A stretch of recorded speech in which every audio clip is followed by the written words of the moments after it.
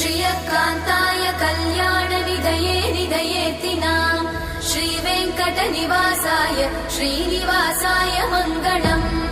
लक्ष्मी सविभ्रमालोकसुभ्रूविभ्रमचक्षुषे चक्षुषे सर्वलोकानां वेङ्कटेशाय मङ्गलम्।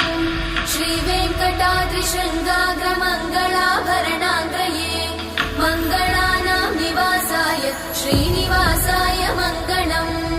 सर्वावयव सौन्दर्य सम्पदा सर्वचेतसां सदा सम्मोहनायास्तु वेङ्कटेशाय मङ्गलम्। नित्याय निरवध्याय सत्यानन्दचिदात्मने सर्वान्तरात्मने श्रीमद् वेङ्कटेशाय मङ्गलम्। स्वतः सर्वविदे सर्वशक्तये सर्वशेषिने सुलभाय सुशीलाय वेङ्कटेशाय मङ्गलम्।